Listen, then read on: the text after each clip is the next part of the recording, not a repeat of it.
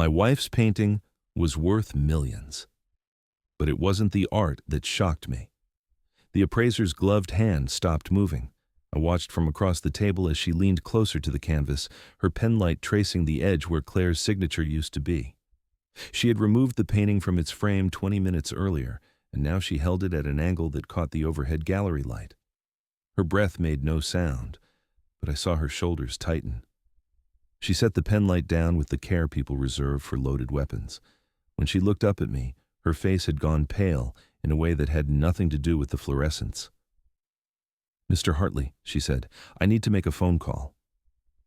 I had driven 4 hours to this gallery because the woman on the phone 3 weeks prior had used the word significant when describing Claire's work. Significant was a word I understood. It meant worth the drive. It did not mean stopping mid-appraisal to make a phone call while looking like she had seen something that should not exist. I folded my hands on the table and waited. She stepped into the hallway. Through the half-open door, I heard her voice drop to a murmur, then rise briefly before cutting off. When she returned, a second woman followed her, older, with gray hair pulled into a tight bun and reading glasses on a chain. The older woman did not introduce herself. She went straight to the painting, lifting it by the edges, turning it over, running her thumb along the stretcher bars. She said nothing for a long time. Then she looked at me and asked when my wife had painted this. I told her 1983, the year before our daughter was born. The woman nodded slowly, set the painting down, and asked if I had ever had it examined before. I said no. It had hung in our bedroom for 40 years. The woman removed her glasses and rubbed the bridge of her nose. She told me there was another painting underneath. I come from a generation that does not interrupt professionals. I sat with my hands still folded and let her continue. She explained that infrared imaging would be needed to confirm what she suspected, but the surface layer showed signs of overpainting, deliberate and recent enough that the varnish had not fully cured when Claire applied her final work on top. She said the brushstrokes beneath did not match the ones above. She said the pigment analysis would take weeks, but if she was correct, the painting underneath was not my wife's work. It was someone else's, someone whose name I would recognize. I thought of Claire's hands, the way her fingers curved around a brush, the way she wiped her palms on her jeans when she was thinking. I thought of the bedroom where this painting had hung for decades, and the quiet hours she spent in her studio while I was at the firm. I thought of the small lies we tell in marriages, the ones about grocery lists and tire pressure, and whether we remembered to lock the back door. I did not think those lies had anything to do with art, fraud. But I also did not interrupt because the woman was still speaking and her words were choosing my future for me. She said we would need to proceed carefully. I've always been a man who values procedure. I practiced law for 32 years, most of it in estate planning, which teaches you that chaos is just order waiting for the right paperwork. When Claire died 14 months ago, I filed everything correctly. The will, the insurance, the titles.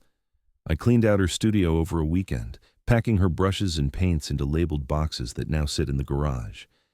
I kept a few pieces. The watercolor of the lake house, a small portrait she did of our daughter when she was 7, and the large canvas that had hung above our bed, the one she told me was her favorite, a landscape of rolling fields under a copper sky, painted with the loose, dreamlike quality she had developed late in her career. I had never thought to question it. Why would I? She was my wife. I watched her paint 100 canvases over 4 decades. I knew the rhythm of her process, the way she started with charcoal sketches and built up layers of thin color, adjusting as she went. The landscape above our bed looked exactly like her work. It had her signature in the corner. It had her same quiet intensity, the feeling that the scene existed somewhere just outside normal vision. The appraiser, whose name I later learned was Margaret, arranged for the infrared scan 3 days later. I drove back to the gallery on a Thursday and waited in a side office while technicians worked in the examination room. Margaret brought me coffee in a ceramic mug. She did not ask how I was doing, which I appreciated. She sat across from me and explained that if the underpaint was what she suspected, the painting could be worth more than I would expect. She did not say a number. I did not ask for one. I was thinking about Claire's studio, the way she had organized her shelves, the way she labeled her sketchbooks by year. I was thinking about the locked drawer in her desk, the one I had never opened because she asked me not to, and I had respected that boundary the way you respect all boundaries in a long marriage. I was thinking I might need to open it now. The scan took 90 minutes. When Margaret called me back into the room, the technician had already left. The painting sat on an easel under bright light, and beside it, on a monitor, was the infrared image. I am not an art expert, but even I could see the difference. The image on the screen showed a different composition entirely. Sharper lines, bolder shapes, a structure that did not match the softness of Claire's landscape. Margaret stood beside me and pointed to the lower corner of the infrared image, where a signature was visible, partially obscured but unmistakable once you knew to look for it. She said the name, and I recognized it immediately. A painter who had died in 1978. A painter whose work sold at auction for figures that made national news. A painter whose career had been defined by a small number of pieces, most of which were accounted for in museums and private collections. Margaret said that if this was genuine, it was a previously unknown work. She said it would need to be authenticated by a panel of experts. She said the process could take months. She also said, very carefully, that we needed to consider how it had come to be in my wife's possession and why she had painted over it. I told her I would need time to think. She nodded and said I should take all the time I needed, but that in the meantime, the painting should remain in the gallery's secure storage. I agreed. I drove home in silence, my hands steady on the wheel, my mind running through a sequence of facts that did not fit together the way they should. Claire and I met in 1975. She was taking night classes at the community college, and I was 2 years into my first job at a law firm, learning how to draft wills for people who thought they would live forever. She was younger than me by 3 years, which felt significant then and irrelevant later. She had grown up in a small town 2 counties over, the daughter of a high school teacher and a nurse. She told me once that she'd wanted to paint since she was a child, but her parents had encouraged something practical, so she had spent 2 years working as a secretary before deciding that practical was another word for slow death. She enrolled in art classes, and I met her at a campus gallery opening where I had gone only because a colleague insisted I needed to do something other than work. We married in 1977. She painted in the spare bedroom of our first apartment, and later, when we bought the house, I converted the garage into a studio for her. She sold a few pieces at local galleries. She taught weekend workshops. She was never famous, but she was skilled, and people who knew her work respected it. She painted the landscape above our bed in 1983, during a summer when our daughter was an infant, and Claire spent late nights in the studio because the baby's cries made it impossible to sleep. She told me the painting was about patience, about waiting for clarity. I thought it was beautiful, and I never questioned it again. Now I was questioning everything. The drive home took longer than it should have. I stopped twice, once for gas, once because I needed to sit in a parking lot and think. By the time I reached the house, the sun had dropped below the tree line, and the long shadows across the lawn looked like they were reaching for something. I unlocked the front door and walked straight to Claire's studio. I had not been inside since I packed her brushes. The room still smelled faintly of linseed oil and turpentine. I turned on the light and stood in the center of the space, looking at the empty easel, the shelves of old paint tubes, the desk in the corner with its locked drawer. I keep a small set of tools in the basement. It took me less than 5 minutes to retrieve a screwdriver and pry the drawer open. The lock was old and gave way without much resistance. Inside, I found 3 items: a leather journal with a cracked cover, a stack of letters bound with a rubber band, and a photograph, faded and creased, showing a younger Claire standing beside a man I did not recognize. I took the journal first.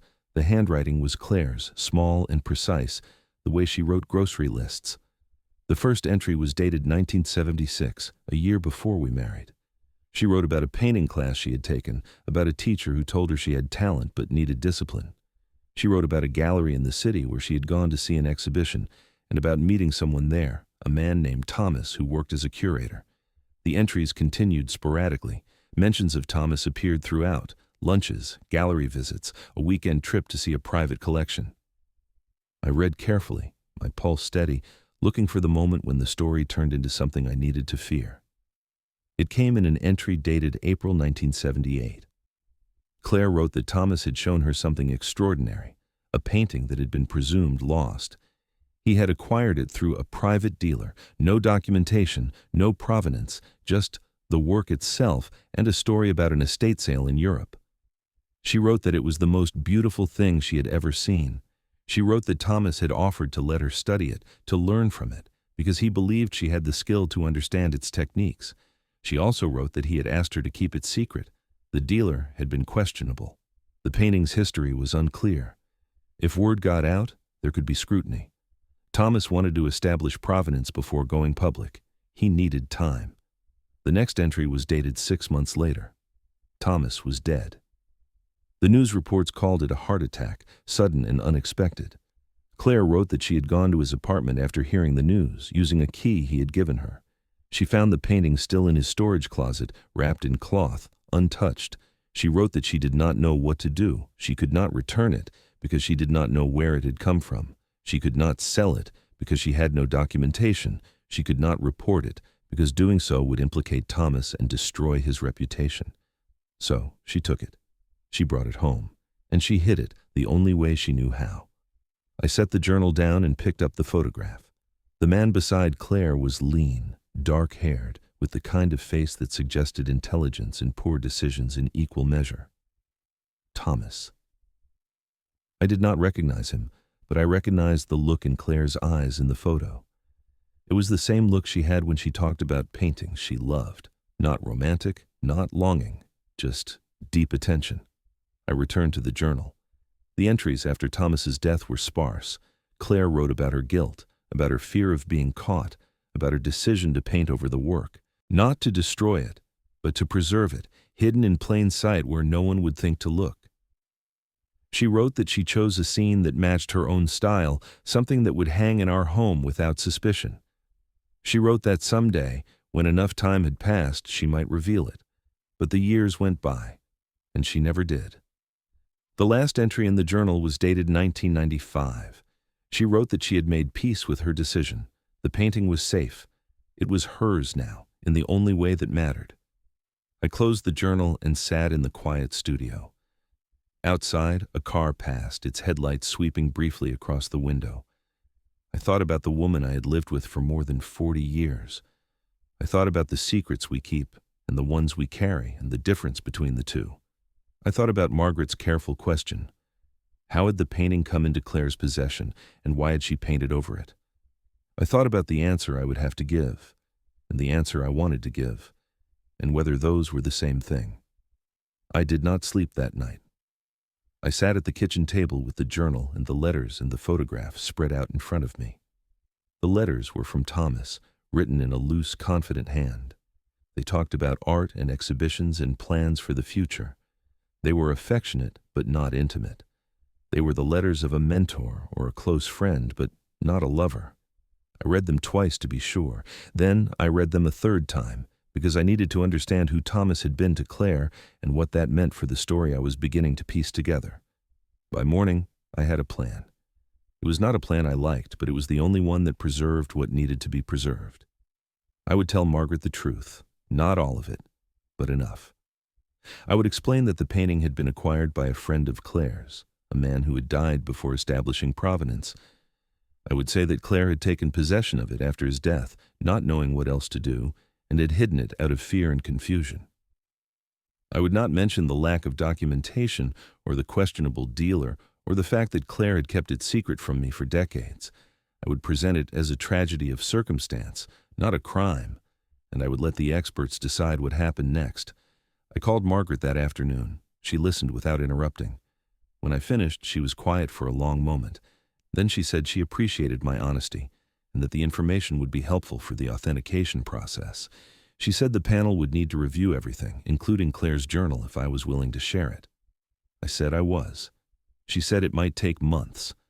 I said I understood. She also said, very carefully, that depending on the outcome, there could be legal questions. Questions about ownership. Questions about Claire's intent. I told her I would deal with those questions when they arrived. The authentication took 4 months. During that time, heard from Margaret twice, once to confirm that the infrared analysis supported her initial assessment, once to say that the pigment tests matched the known materials used by the original artist. I also heard from a lawyer, a woman who specialized in art recovery and restitution. She explained that if the painting was authenticated, the question of rightful ownership would become complicated. There were no living heirs to the original artist. There was no clear record of how Thomas had acquired it. The painting existed in a legal gray space, and the resolution would depend on factors I barely understood. I hired my own lawyer, a former colleague from the firm, a man who understood estate law and had connections in the art world. He reviewed the journal and the letters. He reviewed the timeline of Thomas's death and Claire's acquisition of the painting. He told me that the case could go several ways, but that Claire's decision to hide the painting rather than sell it worked in our favor. It suggested intent to preserve, not to profit. He also told me that the painting's value, once authenticated, would likely exceed $7 million. I asked him what he thought I should do. He said that depended on what I wanted my wife's legacy to be. I thought about that question for a long time. I thought about Claire's hands and her careful brushstrokes and the way she had protected something she believed was worth protecting, even when it cost her peace of mind.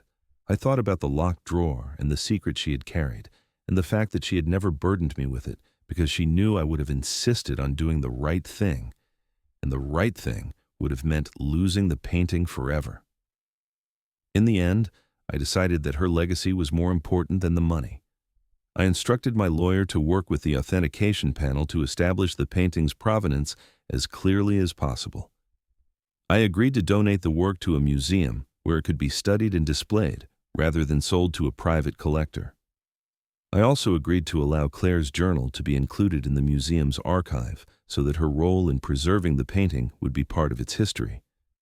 It was not the outcome I had expected when I first brought the painting to Margaret's gallery, but it was the outcome that felt right. The authentication was finalized in late autumn. The panel concluded that the painting was genuine, a previously unknown work by an artist whose catalog had been considered complete. The discovery made national news. Reporters called. I declined all interviews. The museum issued a press release that credited Claire with preserving a significant piece of art history. They did not mention the questionable acquisition or the decades of secrecy or the fear that had driven her to paint over it. They focused on the act of preservation. I was grateful for that. The museum held a small ceremony when the painting was installed. I attended with our daughter, who had flown in from the coast. She stood beside me in the gallery, looking at the restored work, now cleaned and framed and lit properly for the first time in decades. She asked me if I had known. I told her no. She asked me if I was angry. I told her I was not. I told her that her mother had made a choice, and that I understood why she had made it, even if I would have chosen differently. My daughter nodded, and we stood together in silence, looking at the painting that had hung above my bed for 40 years, now revealed as something else entirely. That evening, I drove home alone. The house felt larger than it should have, the way it always did when I returned from something significant. I went to the bedroom and looked at the empty space above the bed where Claire's landscape had hung. The wall was lighter there, a rectangle of paint that had been protected from the sun. I thought about filling the space with something new. A photograph, maybe, or another painting, something simpler, but I left it empty. It seemed right to leave it that way, a reminder of the thing that had been there and the thing that had been hidden beneath it, and the woman who had carried both. I opened the journal one last time that night, turning to the final entry. Claire had written it in 1995, 29 years after she had taken the painting and 13 years before she would die. She wrote that she had made peace with her choice. She wrote that the painting was safe and that someday someone would find it, and that when they did, they would understand. I closed the journal and set it on the bedside table. I thought about understanding, and about the things we choose to carry, and about the difference between a secret and a trust. The wall above the bed stayed empty. I left it that way, a question without an answer, the way some things are meant to be. Retry Claude can make mistakes. Please double-check responses.